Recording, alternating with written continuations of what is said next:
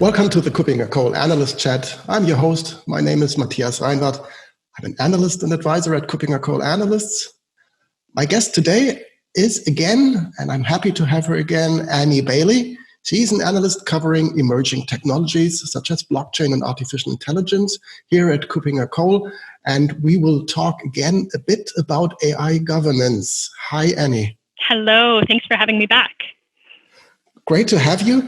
And actually, this is a follow-up to an earlier episode that we did where we looked a bit more at the more philosophical, more society-oriented aspects of AI governance. And today we want to follow up on that, but also get to more specific recommendations, advice for companies, for businesses thinking of applying AI within their solutions. What would be a good starting point for making sure that governance is applied adequately within an organization, within a commercial company wanting to apply AI to their solutions? Mm-hmm. Yeah, so a really good place to start actually is something called the Singaporean Model AI Governance Framework. And so this isn't anything which is legally binding, and it's not even specifically applied to Singapore. It was designed as in the title, as a model framework that could be used anywhere in the world to help guide an organization with the development process for AI, or even the acquisition if you're simply purchasing it from a developer, the implementation, and also the kind of the end of the life cycle as well, how to retire it. And so this is really the most practical framework which is out there. So this is a fantastic starting point. There's some kind of interesting things about it. There's talk in the AI governance world of how to keep humans involved. There's something called human in the loop, okay, or human out of the loop. And so this is kind of referring to how involved a person actually is in a decision which is being made. So you can imagine with no AI involved, this is pretty usually a human in the loop situation where the human is the key decision maker here because there is no AI there to support it. So as AI is coming in with recommendation systems, with scenarios, with different types of predictions and analysis, the question becomes, well, if the system already came up with our answer, with our recommendation, do we really need a human to approve it or not? Or should it just be implemented? So the Singaporean model actually keeps a more open look at this. You typically hear that there should always be human in the loop with AI. And for the reason that you want a human to be able to say, no, this is not an appropriate decision. No, we should not go forward with that. You want some sort of control over halting a decision which is not good or correct. But a lot of the applications we have of AI are for non-mission critical things. So a recommendation on what other products you could buy if you buy those shoes or a t-shirt or a book, what other things would you be interested in? It could be annoying if it's not very accurate, or if it's, recommending something offensive, or, there can be lots of hiccups and problems with that, but it's not necessarily a mission critical thing where somebody's life or health or rights are going to be compromised. And so this is a more realistic approach to using governance for companies who have an end goal of providing some sort of efficiency, rather than staying simply on the philosophical level that humans need to always have the veto power. Right. I think that is also really one of the key concepts of machine learning. So always being capable of adjusting the rules that apply and that machine learning then codifies afterwards. So really make sure that you in the beginning, I assume that you cannot provide a complete set of guidelines to such a machine learning system by just having it learn from an example. So this second line of defense to understand, okay, from what it has learned already, this decision is straightforward, but it's wrong anyway. So we have to provide more guidance, as you said, more rules, more real life experience to just also improve this machine learning model and the system behind that. Mm-hmm. Yeah, and you bring up a really important point there too, which when you're referring to machine learning, which is sitting underneath this umbrella term of AI, and AI is really a collection of technologies which all operate in very, very different ways, and so this is also an added level of complication for governing this well, because AI is such a broad term, and there are going to be different processes for governing different types of machine learning or different types of robotics or computer vision, things like that. So yes, that is completely true. That companies do need guidance on how to approach this, though, and so there are some good standard questions to be asking. So such as the human in the loop question. As a company, you really need to decide what is your organization's policy on that. What is your stance? What is your AI project really going to be doing? Is this mission critical? Is this not? And where do you sit on this human in the loop, out of the loop, or there's even something called over the loop, kind of concerning having the ability to oversee or be flagged when something is amiss, but otherwise when things are progressing normally or recommendations are being made without any hiccups that they just are implemented automatically. So another recommendation, though, or a question that organizations should be asking is how the model is able to be explained. And this is, with a good explanation model, this can allow more human out of the loop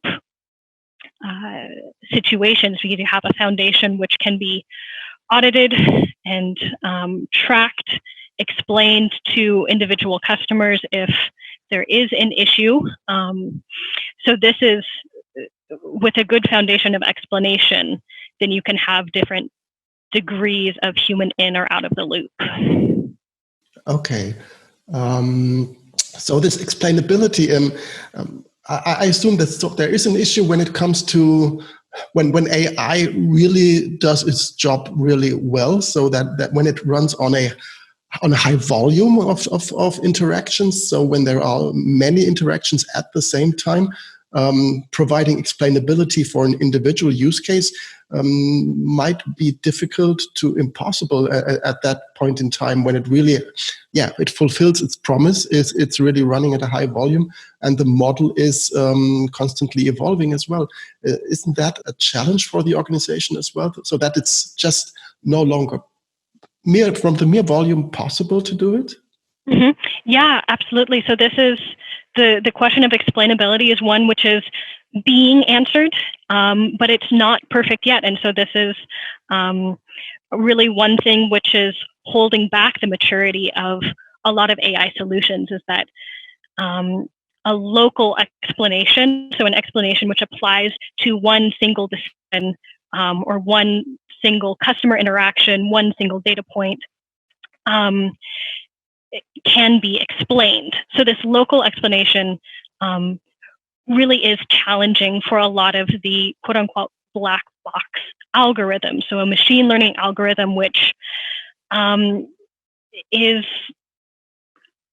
kind of unreadable from the outside, that its processes are masked somehow and to a normal layperson is not going to be understandable. So although a data scientist may be able to understand the process, that's also